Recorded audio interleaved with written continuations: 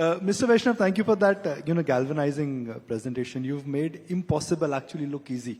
हम बचपन में वो परियों की कहानी सुनते थे कि रेल आती थी, ऊपर जाती थी. That is the magical thing that is happening to the entire, Indian railway sector. You referred to India has added a Switzerland in the rail network. You referred to India has added a Austria in the rail network. When do you think India will add a China to the rail network?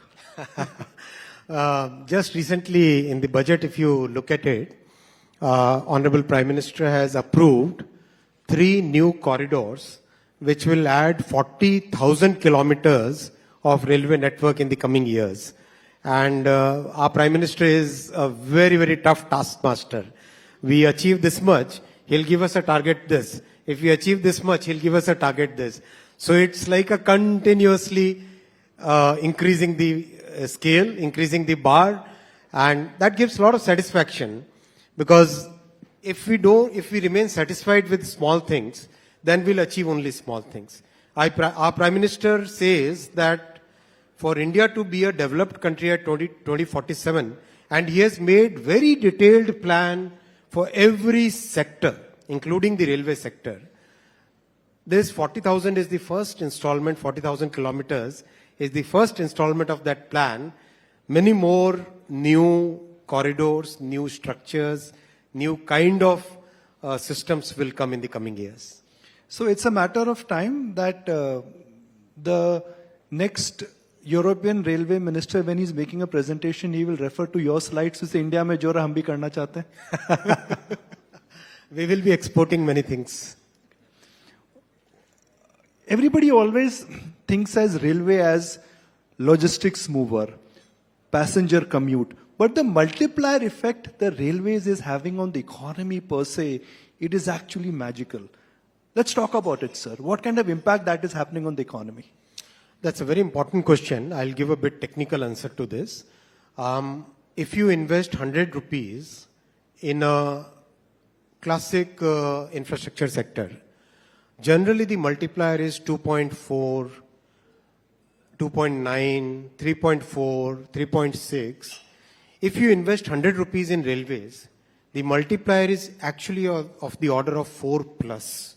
Depending upon how you compute it, the multiplier is actually of 4 plus, which means you invest 100 rupees in railway sector and you get a return in the economy which is 4x that, which is 400 plus. So huge impact, because if you look at railway, how do you look at railways, right? Railway track is like highway plus steel sector sitting on it. Railway trains are like the entire Toyota, Maruti, Hyundai in it, right? Railway electrification, the overhead wires, that is like the power grid combined in the system. The entire signaling and telecom system is like having a Jio or an Airtel sitting inside railways. It's a very, very complex. The stations are like having your urban development, the entire city and mall, real estate sector sitting in it, right? Your entire marketing effort is like a Hindustan Unilever or a Nestle doing the marketing of their products in it. It's a kind of combining so many sectors into one sector. That is what is behind the high multiplier and a big impact on practically every sector. We have computed, we actually did an enumeration once. Each and every rupee that we invest in railways has an impact of about on about 250 industries. I'm not talking companies. 250 industries. For example, the steel industry, the paint industry, the cable industry. That level, that is the kind of impact which railway has. So, will it be fair to say that railways will be doing a lot of heavy lifting for the economy in terms of capex, the infrastructure built up, and more importantly, the multiplier effect it will have? Yes, that's a very fair statement.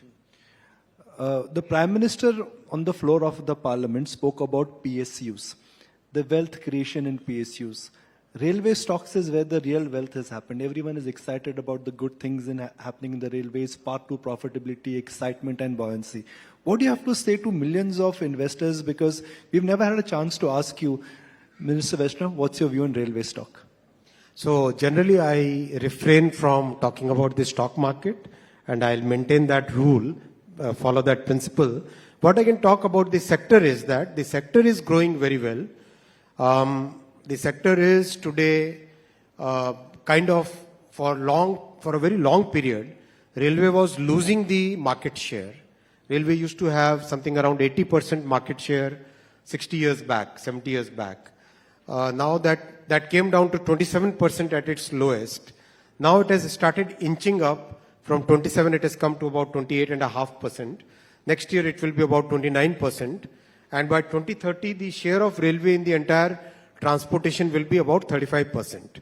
And the reason for that, why it is good for the country, is transportation by railway is about 60% less expensive and 90% less polluting.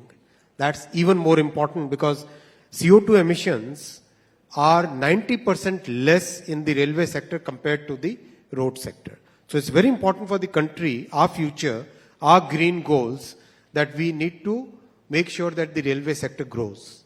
But sir, I have a simple question. Why is so much of productivity getting suddenly unleashed in the railway sector? This sector to pehle bhi tha, but why so much of productivity and so much of galvanization is suddenly getting unleashed?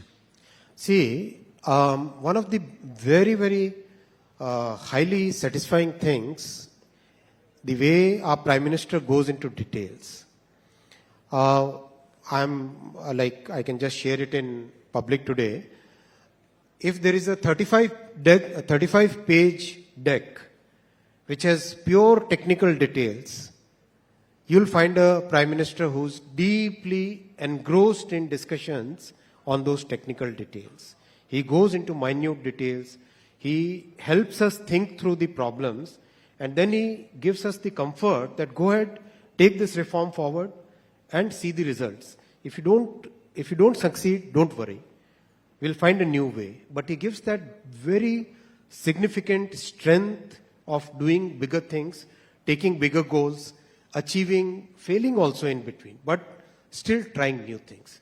I think that's what has really helped unleash the power of technology and the power of scaling up.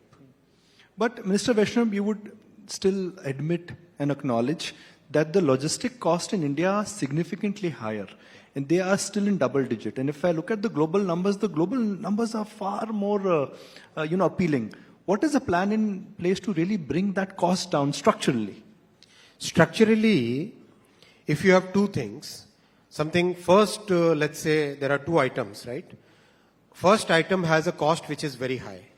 Second item which has a cost very low. If you have majority of your consumption of the first item, then your household budget will have very high cost. If you have majority of the second item in your consumption, then the household budget will have very low cost. Correct? Every household will have a weighted average, a combination of the cost of the two products, which will go into the total cost of the budget. Same thing holds for logistics cost also. The net logistics cost is a weighted average of all the segments in it.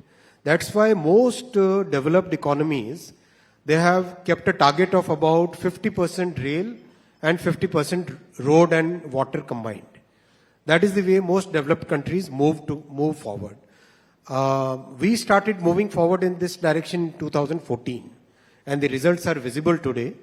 And going forward, we'll see that once the share of rail increases to about 35% by 2030, then the overall cost of logistics will come down, because the cheaper mode having higher volume will mean that the overall cost is coming down.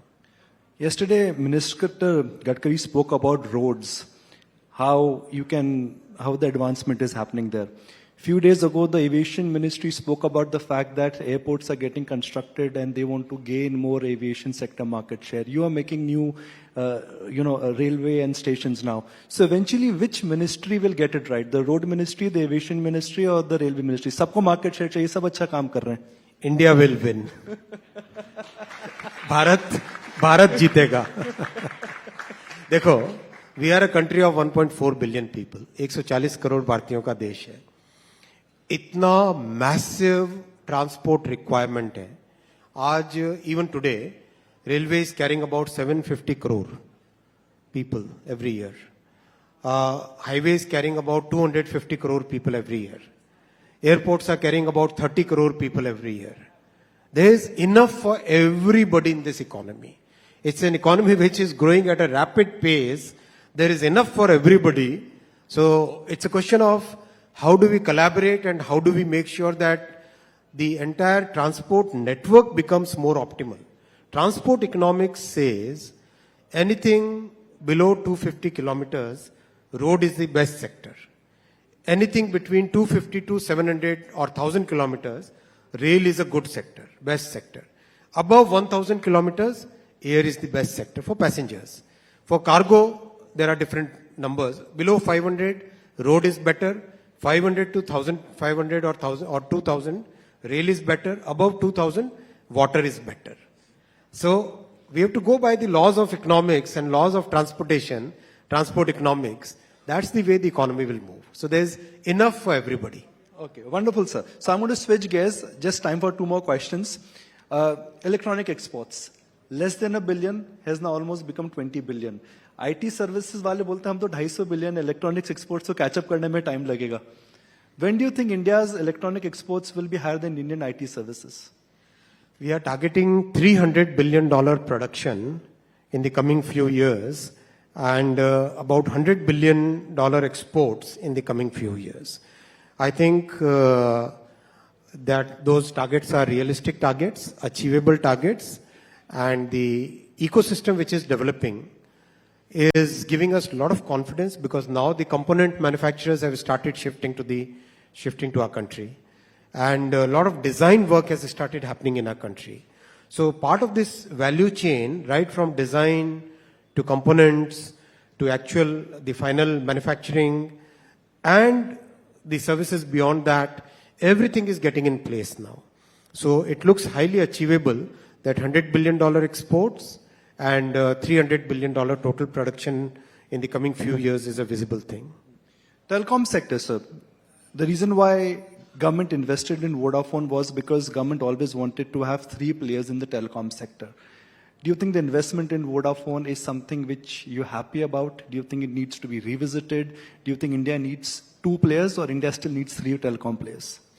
Listen, once again, I'll follow my rule of not commenting on any listed company.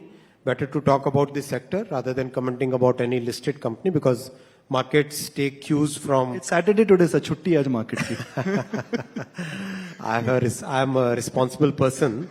I have a big responsibility. I wouldn't like to comment on that. What I would like to tell you is that BSNL, which was in a very, very bad shape a decade back, almost on the verge of closure, has revived. BSNL is this year making 1,500 crore operating profit at EBITDA level. So that's a big revival. So last question, Mr. Vaishnaw. Last time on the ET forum, you shared with us on the projects which were launched and started. Today you've shared the update with us in terms of where the progress is. Next year at ET Now GBS, I'm booking an appointment in advance. If you have to make a presentation in the railway sector, what would be the headline of that presentation? What do you think it's likely to contain? Modi 3.0 is going to have very, very big initiatives. Our Prime Minister doesn't think small. He thinks very big. And his vision is of a different order. So next GBS, you'll find lots of work which is completed and lots of new initiatives. Thank you so much. Thank you very much. Ladies and gentlemen, Mr. Vaishnaw, let's stand and give him a standing ovation. The Indian railway sector, the electronic sector, everything has changed. He's made the impossible look very, very easy. Thank you, Minister Vaishnaw.